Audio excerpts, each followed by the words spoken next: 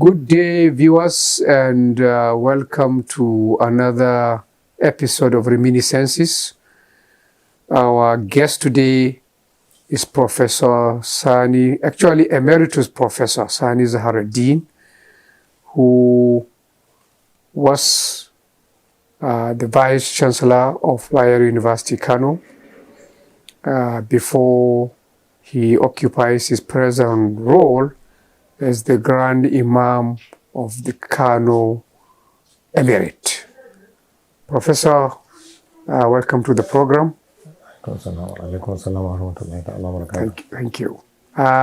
It seems you had a classical Islamic education from the very beginning. Can you tell us a little more about it? Well, alhamdulillah, Rabbil Alameen, wa sallallahu ala nabil kareem. First of all, I think I don't know what you mean by classical, but actually what happened is that after my primary education and secondary education in Kano. I think the classical bit is, did you go through the normal Quranic traditional school before you did the... I know, of course, the traditional Quran school. Yes. Every Muslim child has to start with Quranic education. And I started my Quranic education in a village called Kiru. That was around 1949 or 48, 49. After that, I went to primary school, which was called elementary school at that time, in Kura, Bebeji, and later on here in Kano, Metropolitan, Shahuchi. From there, then I went to Rumpo College, which is Kano Provincial Secondary School, from 1953 up to 1960. After that, when I finished my secondary education, that is West African School Certificate Examination, I graduated with a first class certificate in 1960, and then joined the famous School for Arabic Studies, which used to be called Kano Law School, because originally the school was meant for training court personnel, Sharia court personnel in northern Nigeria. Was the decision to go to Islamic college deliberate, or was this something you took consciously because you want to do Islamic studies? Well, it was deliberate, and also it so happened that after my secondary school education, some of us went into the military service. Some went to have a high school certificate. But I wanted further education, and there was provision in the School of Arabic Studies to have a class called a post-secondary, whereby you study Arabic, English, and Islamic studies and history. So I went for A levels there, 1961 up to 1963. It was kind of deliberate, because all along in secondary school, I was getting very good grades in Arabic and Islamic studies. And that also prompted me to say, well, there's another chance to study Arabic in depth. But so there was no direct religious motive. You are a young man, you are just looking for a career. Yes, but actually, as a Muslim, when you say that you have somewhere where you can learn Arabic, I think then you go for it. Yeah. And when I told my uncle, who was my guardian, that I wanted to go to School for Arabic Studies, he said, yes, that's very good. I think this is a very good choice. So he encouraged me also to join School for Arabic Studies. There was no pressure for you to go for professional course, law, or business, or things like that? There wasn't that. At that time, the pressure was just to get a higher school certificate. And in School for Arabic Studies, there was no provision for higher school certificate, HAC. But there was provision for A levels, advanced, GCE advanced level. So I took Arabic, Islamic studies, Arabic Hausa, and history, and English literature. Four subjects. Yeah. And I'm glad I passed all the four. Yeah. Yes. So did it mean then, because you are in the School of Arabic Studies, for a degree, it sort of pointed you out in the direction of then Abdullahi Bayero College, which has a very strong Islamic... Because in 1962, we finished in 1962 our A-levels. Yes. And at that time, the University of Ibadan has opened a department of Arabic and Islamic Studies. I applied and I got admission. But then there was this development in northern Nigeria that Ahmad Bello University, Ahmad Bello College was going to be Ahmad Bello University. And that there should be Abdullahi Bayero College of Arabic and Islamic Studies in Kano, which was also a faculty of Ahmad Bello University. So we moved from School of Arabic Studies to Abdullahi Bayero College to start degree courses in 1963-64. Having got a first class in Islamic Studies, Arabic and Islamic Studies from then Abdullahi Bayero College, which ABU. Yes. Did they mean that you were predisposed to academics? Your best chance with a first class was to go to academia rather than, say, the civil service? Exactly. Because in 1966, so that's the year we graduated. Right.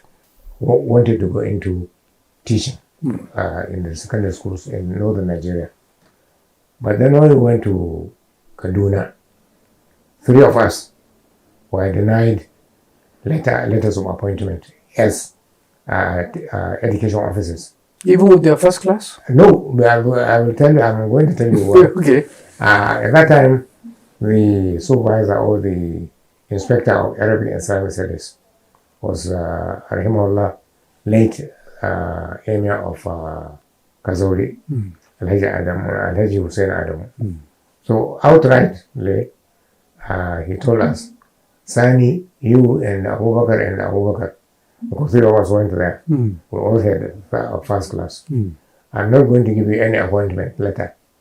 I said, okay, why? He said, because the university said I should not give you any letter because they want you to continue with them. They are going to recruit you and then they are going to send you for further studies. So I'm not going to give you any letter.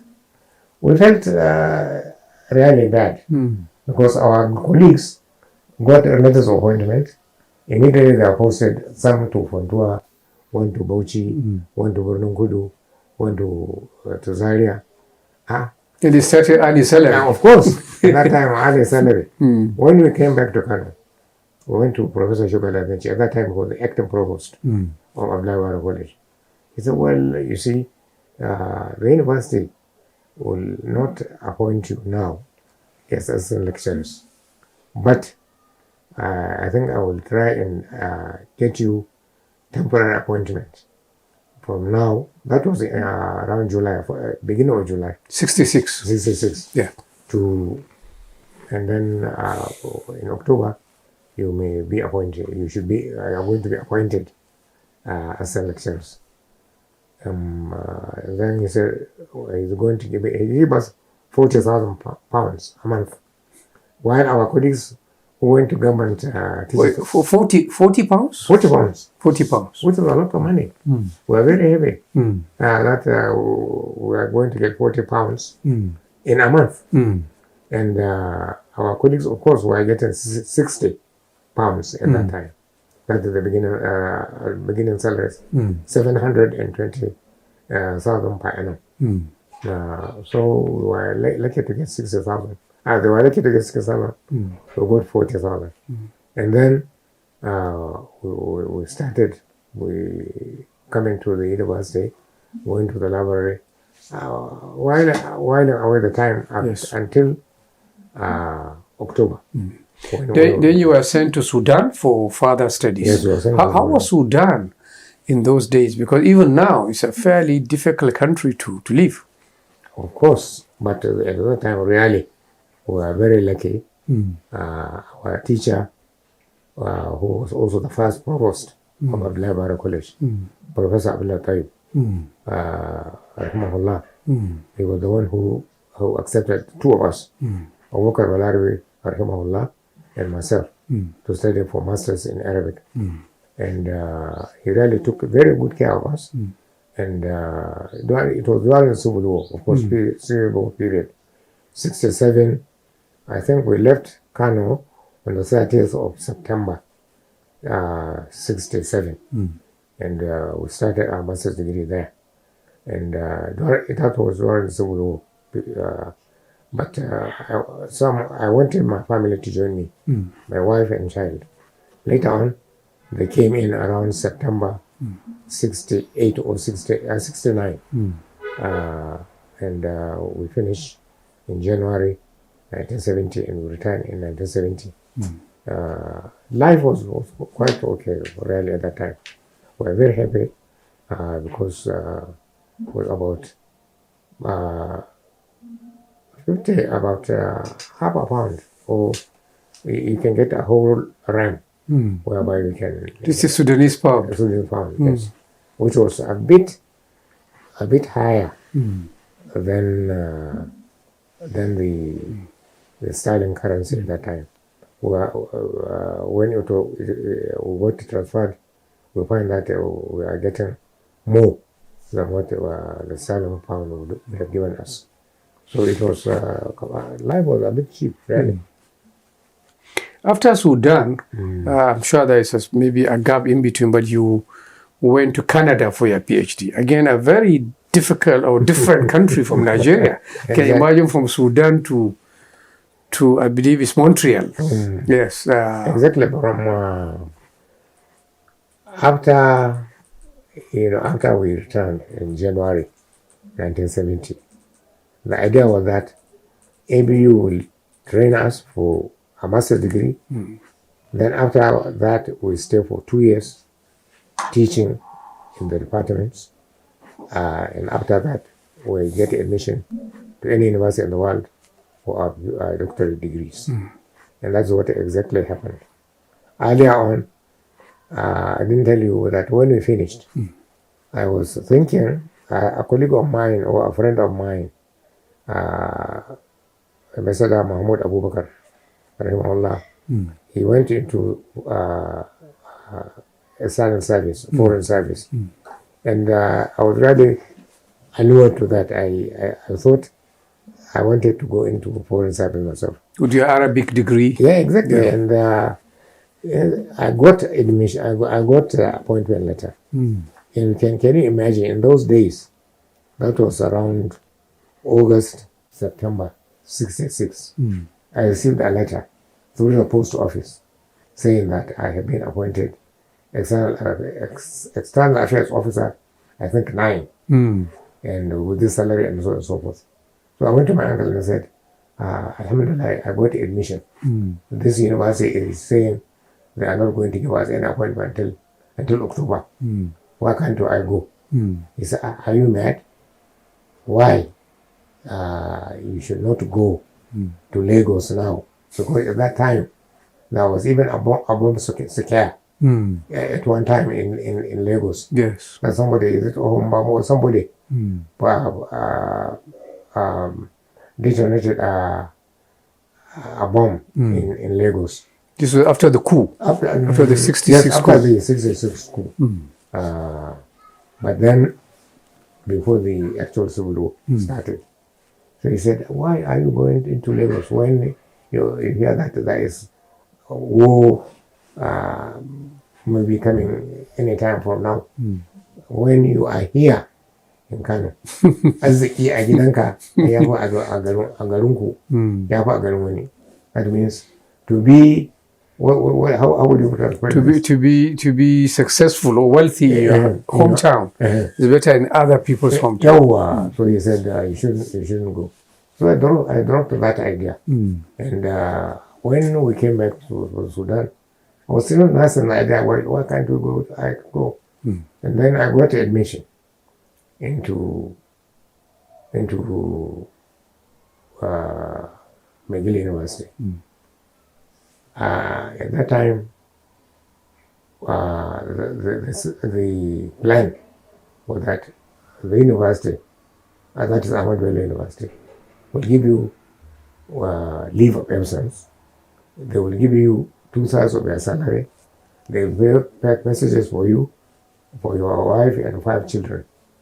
Up to 5? Up to 5. For the time you are studying in for the PhD. When the other half, 1/3, is going to be given by your state government, and they are going to pay your school fees, they are going to pay your passage and so on. So I applied to Kano state government. At that time, the state government have established themselves. So that was 1970. And luckily, Alhaji Hussein Adamu was the permanent secretary of education at that time. So he said, Sani, I took my case to the executive council, but the governor said, why Miguel, when you are studying Islamic studies, why not Azhar? I said, yes, he's right. Azhar is the world-renowned university for Islamic studies throughout the world. It's known for Islamic studies. But I have applied. I haven't got any reply. He said, okay, I don't know how to convince him, but you know what we can do? I said, no, sir. He said, go and tell the Vice Chancellor, that was Isha Audu, that we have received admission, but the state government is not ready to sponsor you. If we can write a letter requesting the governor to waive that decision so that you can get that scholarship. So that's how I went to, you book an appointment to see the VC. I booked an appointment, went to Zaria, for the Vice Chancellor. He said, yes, the permanent secretary has attended to me that you want to go to McGill and so on and so forth. I think it's a very good school. I will write to His Excellency the Governor. So he did write, and the Governor approved the scholarship. So your choice of McGill was sort of, it's not because you are keen to go there particularly. It's because when you are looking for the PhD... I was keen to go, yes, because looking at the brochure of the university, they have got an established Institute of Islamic Studies that was started or established by Wilfred Kentwell Smith, a well-known Orientalist or scholar in Islamic studies, who was in Pakistan and so on and so forth. He established that, and he was senior lecturer, senior brother to this man who became Commonwealth Secretary General, Samson Smith. Okay. Yeah. And he established that center. Yeah. And that center has a very impressive library. Books in Arabic, Ummahatul Kutub, what we call classical Arabic, in Urdu, in Turkish, in Persian, and of course in Arabic. Very well stacked, library. And I was impressed when I saw the names of the professors who are there, coming from all parts of the world. And so I applied, and in fact, I saw the project while I was in Khartoum, and I applied at that time. And then they wrote to me when I came back to Kano. And then I said, okay, send me application forms and so on. So I applied because I saw that is a very important or very established institute for Islamic studies. And up to now, I'm very proud of that institute. So you didn't find it strange studying Islamic studies in non-Islamic Canada? I mean, the whole environment. No. Yeah. Most of my colleagues who are students there, in fact, it's more or less a postgraduate institute. Of course, there are Americans, there are Canadians, there are Arabs, there are from all parts of the world. And there are about 3 of us who are Nigerians, who are from Nigeria. So I didn't find it strange. And some of our teachers were Arabs. For example, the man who survived my thesis was Professor Abu Hakima, Ahmad Mustafa Abu Hakima. Abu Hakima? Abu Hakima, Yeah. a Palestinian who taught in Zaria. This when it was the college of education now. That time it was called Northern Nigeria secondary school secondary teachers college. So he was there. He was teaching history at that time, and he's also the royal historian of the Kuwaiti government. But he was a Palestinian, married to an Egyptian architect. They were very friendly to me, and he was very good. So in most cases we are speaking in Arabic all the time, not even English. Did you go to Canada with your wife and 5 children? Later on, after 1 year, my wife joined me, but I left and we went with one child. Later on, I came back to do some research work here. I left the child, and we went back alone, myself and my wife. We spent 4 years altogether. And you didn't find it, Canada is a very cold country. Very cold. Yeah, didn't coming from Kano and Sudan and all that. How did you cope with that? Well, normally I don't like cold weather, and but in North America and most parts of Europe, the winter is severe. But at the same time, it's highly controlled because there is a central heating all over in your car, in your office, in the library. You even have to transpire sometimes. So I didn't find it difficult because unless I expose myself outside, I wouldn't feel any cold. Yeah, but it was a wonderful time, really. So after Canada, you had a long career in Bayero University as you became. Tell us a little bit about it. Well, I came back from Canada in 1976, November. And at that time, Professor Dr. Mahmoud Tukur, rahimahullah, was the principal or head of Abdullahi Bayero College or Bayero University College. And he appointed me head of department of Islamic Studies. We have a few of our colleagues together, and I started teaching, continued teaching, 76, 78, 77, 78. I was elected dean for about 3 or 4 months. Then I was invited by the state government to come in commissioner for education. That is Kano and Jigawa at that time.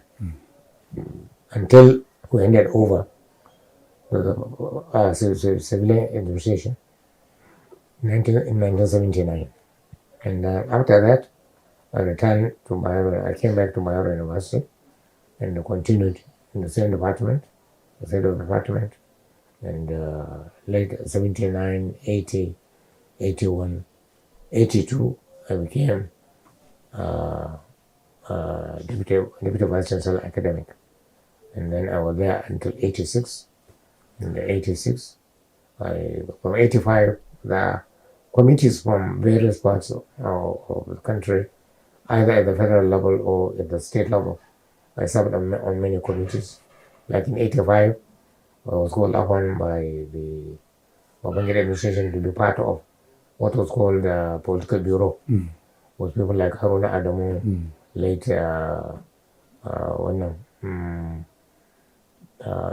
Eddie Haya, were together with them, and up to 86. Then I returned, came back to Bayero University. You are never tempted to go into politics or into the wider... No. No. Only professional committees on education, on social development. Some many of them, and some from outside the country as well. And I traveled a lot at that time to many conferences, particularly when the new year, the new century of Islam started, 1400. Then there was this feeling by non-Muslims that this is a new century, something is going to happen. And so they wanted to know really what is there. And there were many conferences in France, in Germany, in England, and here in Nigeria, and even in the United States. So that is, and also I tried to attend a conference in Peshawar, in Pakistan. That is University of Peshawar. They organized a conference on the new Hijrah, and I was invited. And then what happened was that on my way, I left Karachi to Peshawar one afternoon, and then during the flight, we were hijacked.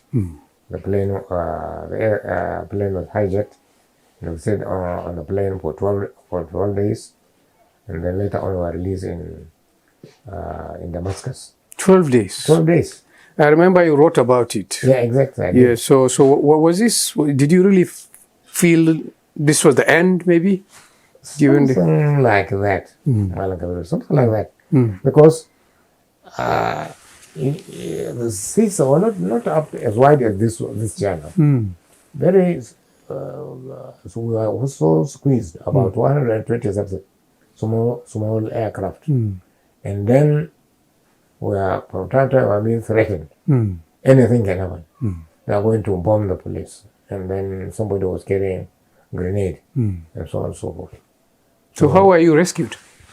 We were rescued because I think intervention of the United Nations, intervention of so many countries. But of course, I was the only Nigerian. In fact, the only African on the plane. And then the first day, we thought everything was going to be all right. Because when we were taken first to Kabul in Afghanistan. Who were the hijackers? They were the followers of Bhutto, Ali Bhutto. The Prime Minister, former Prime Minister. The Prime Minister of Pakistan. They said he organized, they organized, there was one ADC to Ziaul Haq. If you remember, after Bhutto, Ziaul Haq took over. And then there was a court case in which they ruled that Bhutto should be hanged. And Bhutto was killed. Yes, remember that incident, yes. So they were announcing that grudge. And then there was the ADC of Ziaul Haq, who was the person they were suspecting that man gave information to Ziaul Haq, and as a result of that, Bhutto was hanged. And that man was a military attaché at Tehran in Pakistan embassy at that time. He just came to Pakistan in order to condole with the family of his wife, because his mother-in-law died, and he returned to Pakistan to condole them, and he was moving from Karachi to Peshawar, and they thought that was an ideal time for them to retaliate. So the hijack happened because he was on the plane. Oh yeah, because on the plane. Yes. They killed him on the plane. Oh, they killed him? They killed him. I didn't know at that time there was something called silencers. Silencers? Yes, yeah. He said, well, there was one soldier sitting behind me. Then they dragged him, and then they hit him with the revolver. So he said, they killed him. I said, well, how do you say this? This is what a silencer. And they dragged him down from the cockpit down the aisle. And it was really brutal. He's the only one casualty on the plane.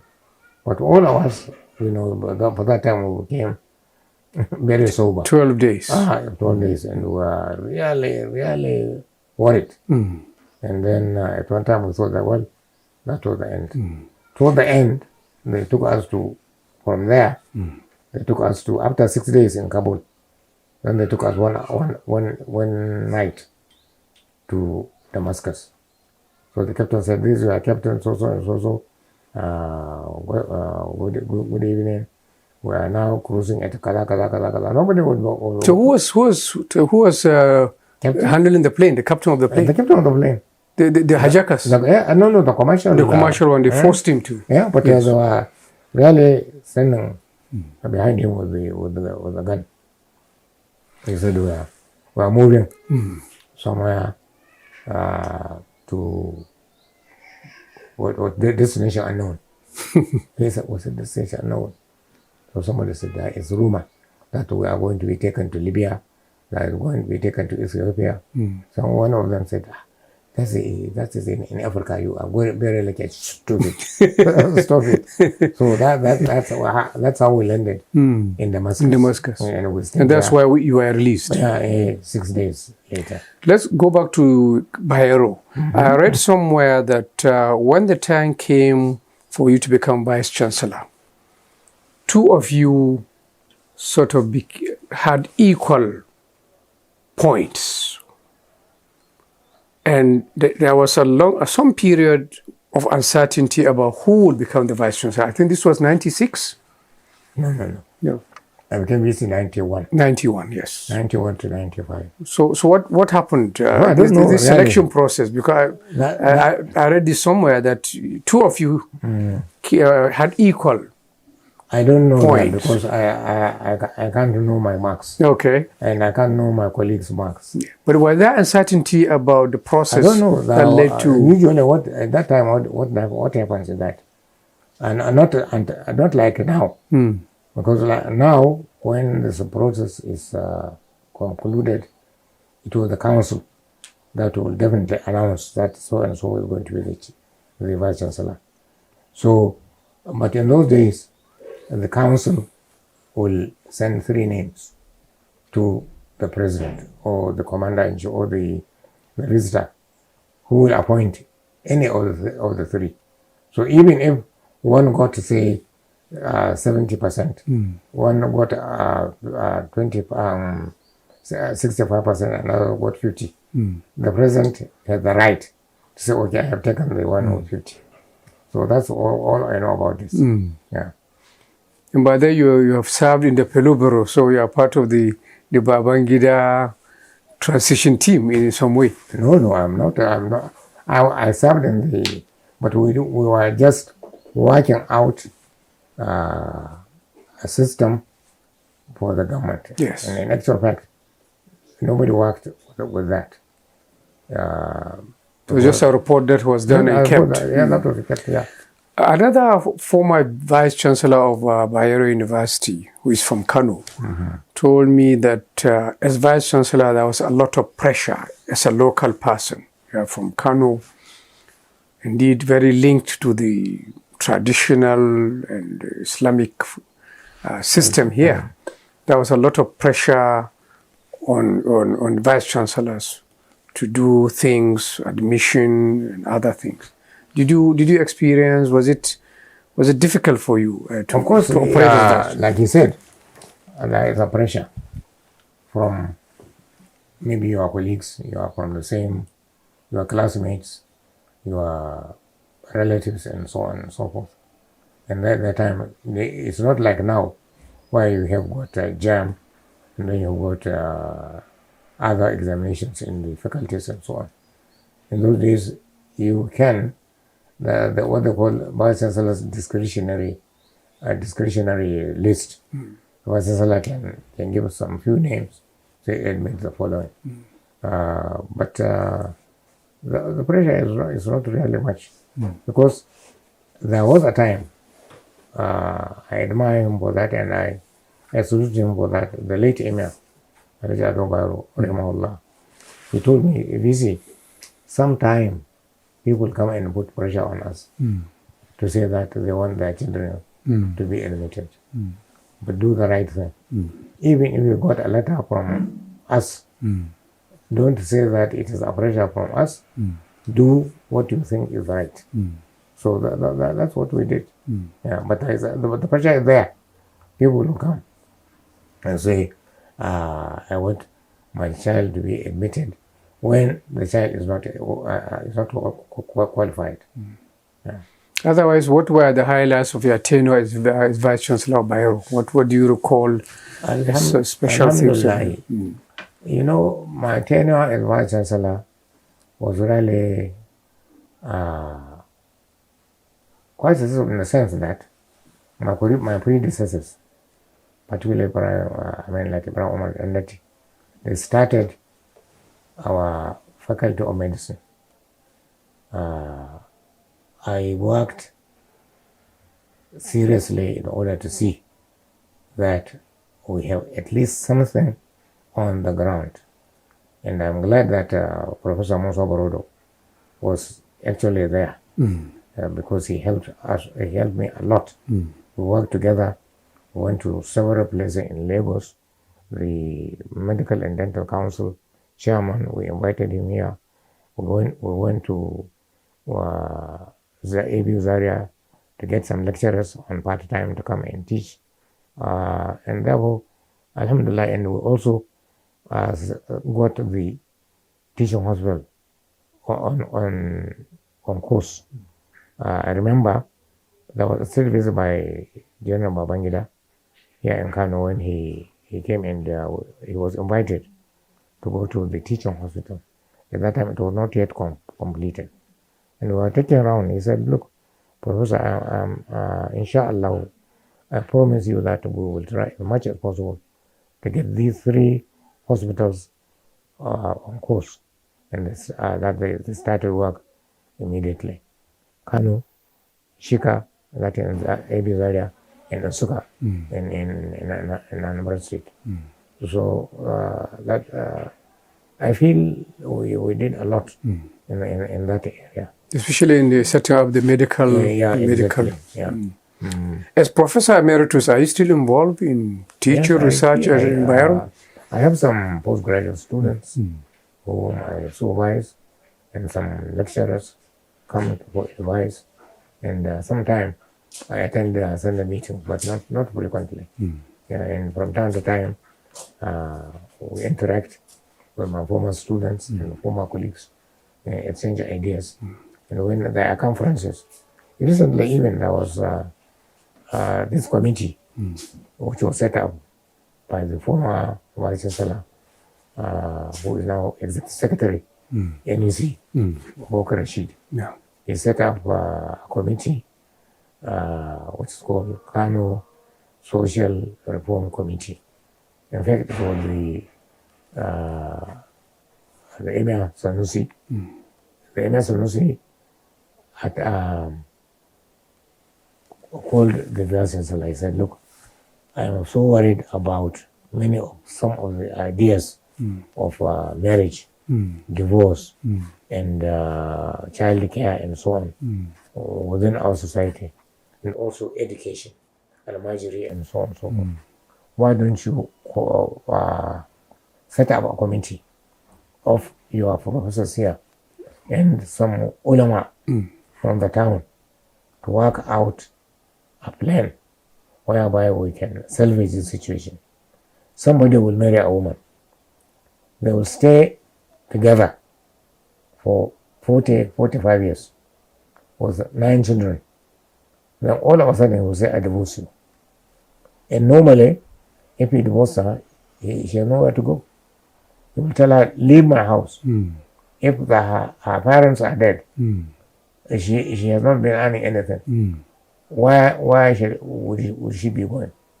So the Imam was very concerned about that. And he said, look, ask the ulama to look into what is happening in Egypt, what is happening in Pakistan, what is happening in Syria, and say Morocco, and work out something which is going to be good for us. Yeah. And that is one committee Yeah. in which he appointed me as chairman Yeah. of the committee. I'll give you the pamphlet Very good. that was arrived at. Yeah. And also there was a committee on education. There was also a committee on zakat and waqf. That is a pious endowment. Whereby if you collect the money, what are you going to do with them? Maybe you build more schools, curriculum development and so on. So that's another thing. Yeah. Since 2011, I think you've been playing a wider role as the chief imam, right? Yeah. Of Kano.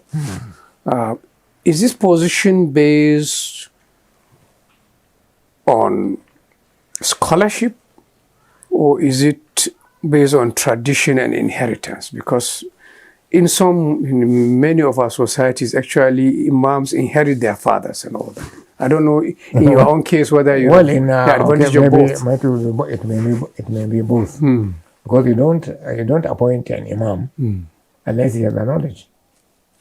So, alhamdulillah, that one, I thank Allah subhanahu wa ta'ala that I have a little bit of it.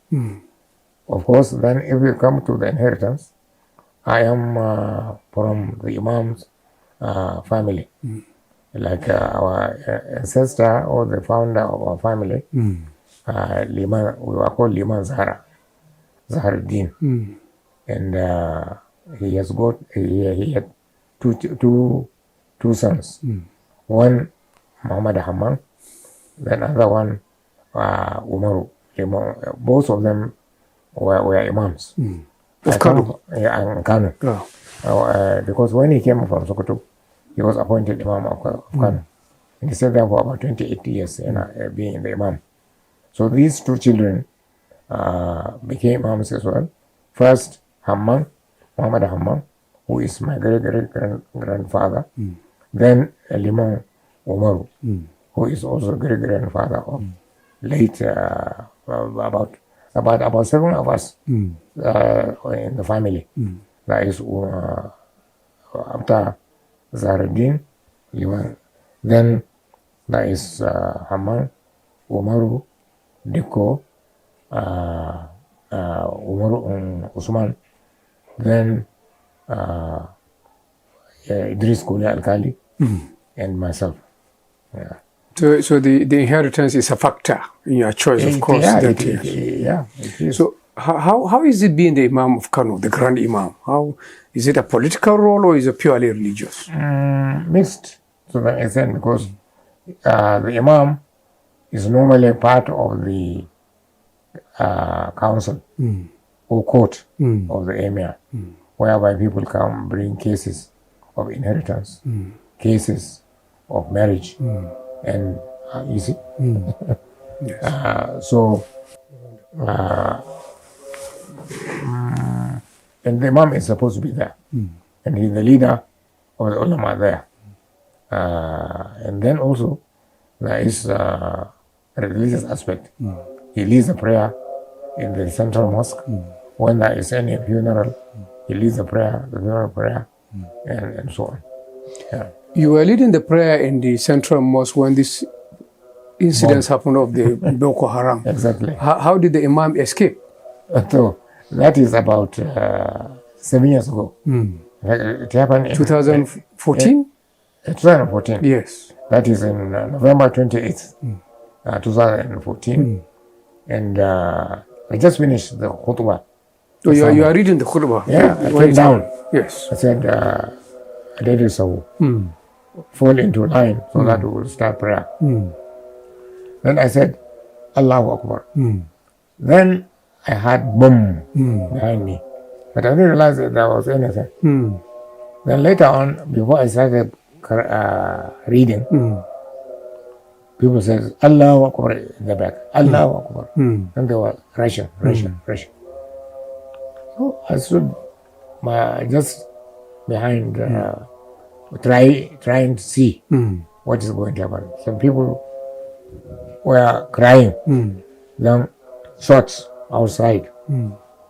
My son, who took me to the mosque, came in. We were trying to go outside. He said, no, stay there, because they are shooting outside. So they are shooting people outside. So we stayed there for about 1 hour. Inside the mosque? Inside the mosque. And then we didn't go. Was the emir inside also? No, the emir has traveled. He was on Umrah. That is the that's a pilgrimage. So he heard about it.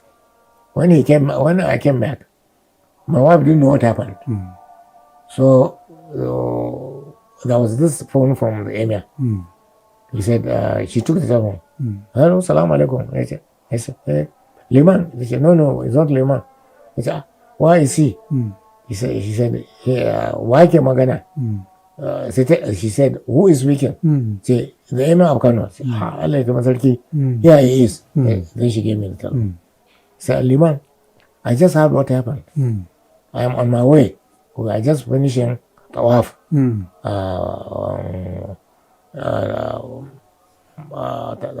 So that later on we are coming back. We are coming tomorrow, inshallah. But I hope everything is okay. I said, Alhamdulillah, we are safe because I have just returned home. Yeah. How many people died?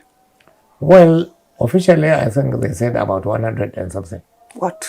But somebody said the casualty would have been about 500. Allahu Akbar, wallahi. So today is the 7th anniversary, and inshallah we pray for the dead of the soul of the dead in that unfortunate incident. Yeah. You mentioned a wife. Seems unlike most traditionalists, you have only one wife and a small family. Yes, I have one and 8 children. Unfortunately, one died some time ago, some 18 years ago. But I have only one wife. And alhamdulillah, we've been together for over 56 years now. We were married in August 1966, after my graduation. And we have 8 children, 6 girls and 2 boys. One boy died. And alhamdulillah, I'm glad that she's been taking very good care of us. We have been together through thick and thin. Yeah, we were together in Khartoum. We were together in Canada.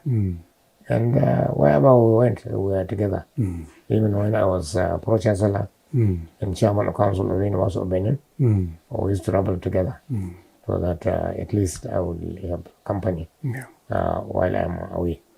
Yeah. Thank you, Professor Sani Zahradeen, for answering all our questions. Viewers, Emeritus Professor Sani Zahradeen, who is a professor of Islamic Studies at Bayero University, Kano, and the Chief Imam of Kano, as you just heard. So we wish you more years of service to your community. And viewers, thank you for joining us, and see you another time.